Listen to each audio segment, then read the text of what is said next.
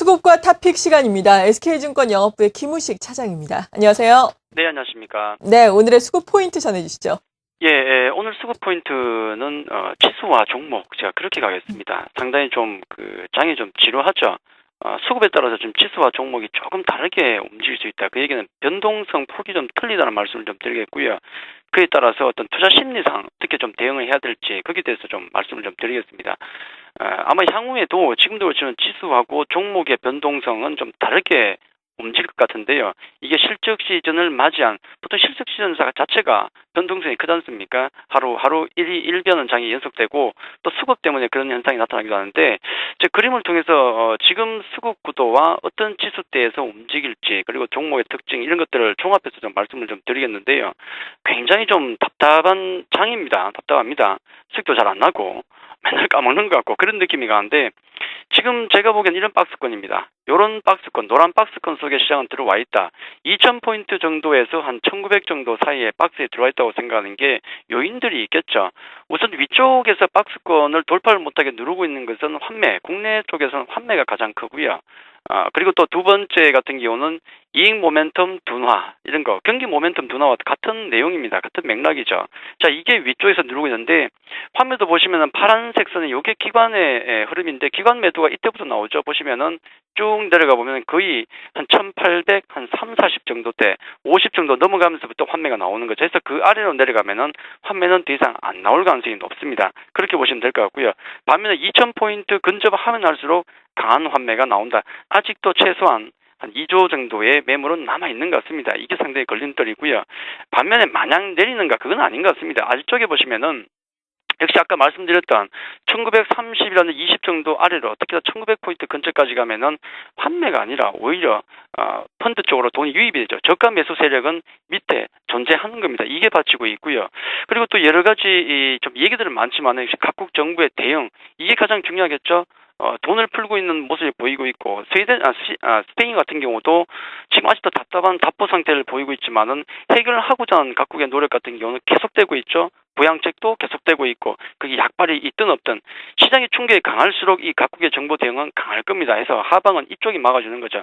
자, 지수는 이렇게 양쪽에 갇혀있는 흐름이 눈에 보이는데 문제는 뭔가 하면은 지금 우리가 실적 발표 시즌에 들어온 거죠. 실적 발표에 따라서 1위 1비 종목들이 춤을 추는 현상이 나올 것이고요. 또 거기다가 공매도까지.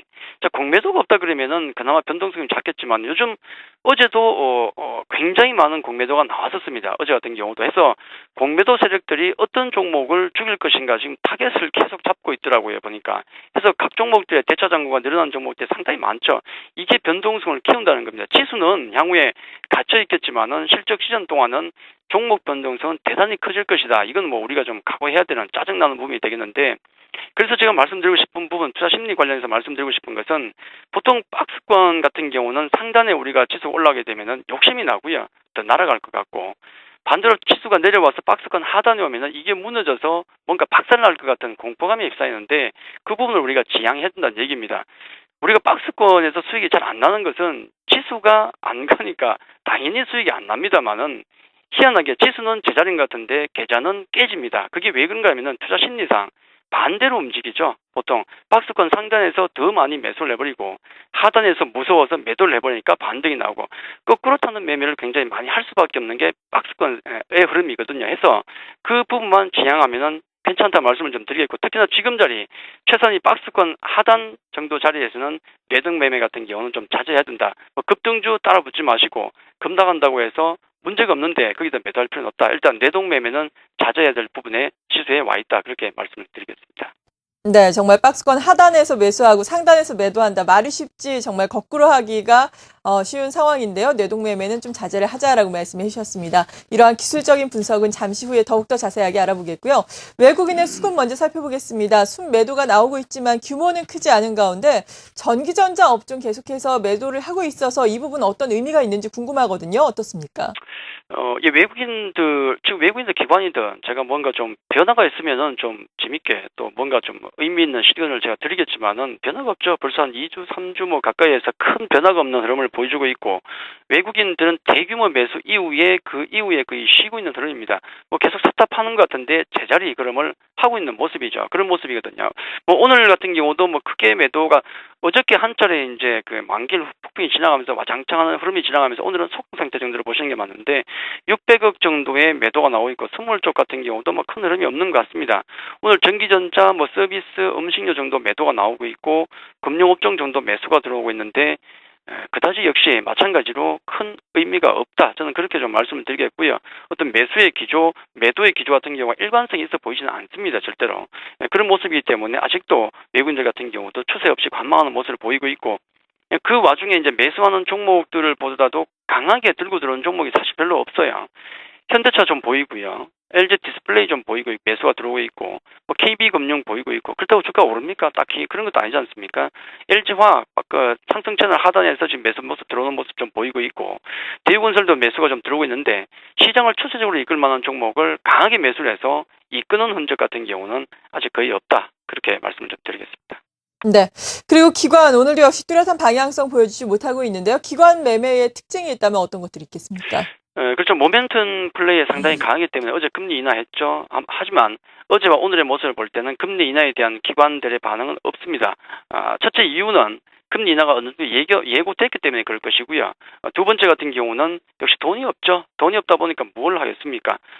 투신권이나 이런 쪽 매도 같은 경우는 우리가 요구를 할 수는 없습니다. 환매가 나오기 때문에 매도를 하는 것이기 때문에 우리가 뭐 큰 의미는 없다 그렇게 보시면 될 것 같고 어제 10월 10일 기준으로 해서 투신권의 환매 여전히 나왔습니다. 1960포인트 정도 대를 찍었던 부분인데 거기에서도 환매가 나왔거든요. 그 아래로 내려왔을 때 과연 어떤 반응을 보이는가는 추후 좀 지켜보셔야 될 것 같고 일단 오늘은 대체적으로 투신권 매도는 나오고 있지만 연기금이나 그다음에 프로그램 매수를 통해서 살짝 매수가 잡히는데 뭐 운수 장비라든지 뭐 음식료 등등 좀 매도가 좀 나오고 있지만은 전기전자 서비스 매수가 들어옵니다. 의미가 있을까요? 큰 의미는 없다. 역시 그렇게 말씀드리겠고 매수 종목을 또 놓고 보니까 LG 디스플레이 좀 보이고요. 또 SK 하이닉스, 뭐 LG 전자, 낙폭이 컸던 종목들이죠. 또 CJ 좀 보이고요. 요즘 최근 좀 움직임이 좋죠. 또 SKC 같은 경우도 화학업종 중에서는 실적이 상당히 좀 그나마 괜찮은 것으로 알려져 있죠. 자, 그런 종목군의 매수세가 일부 들어오고 있긴 하지만 역시 외국인과 마찬가지로 어떤 시장을 주도할 만한 종목을 잡아서 끌고 가는 힘 자체가 지금은 거의 없다. 그렇게 말씀을 좀 드리겠습니다. 네. 그리고 앞서서 뇌동매매는 금물이다라고 말씀해 주셨는데 효과적인 투자 전략 다시 한번 정리를 해주시죠. 예, 지금은 상당히 어려운 구간이기 때문에 뭐 어떤 기술적 부분, 그다음에 뭐 수급 부분 다 중요하겠지만은 투자 심리를 다 잡는 게 가장 중요하겠죠. 지금 지수가 아까 박스권에 같이 있다고 말씀드렸다시피 그러다 보니까 역시 돌파구는 개별 종목밖에 없죠. 실적 우량주 순환매장은 계속 될 거다 말씀을 좀 드리겠고요. 다만 실적이 없이 성장만으로 계속 밀어붙이고 올라가는 종목 같은 경우는 항상 좀 짧게 매매하시는 게 좋습니다. 그런 말씀 드리겠고 그리고 전략으로 두 번째 말씀드렸던 게 대형주 조정 시 관심을 가지자 계속 말씀드렸는데 어저께 이제 LG화학 말씀을 드리면서 역시 그런 전략 여전히 유지를 했었는데 1900포인트가 확실하게 무너지지 않는다 그러면은 그 전까지는 저가 매수 대형주 저가 매수는 가능할 걸로 보고 있습니다. 다만 반등 나올 때 그 수익폭 같은 경우는 뭐 길게 아니고 단기 매매 정도 대형주 조정 시 관심 가지는 것은 단기적인 흐름 매매는 가능할 것이다 그렇게 보고 있고요.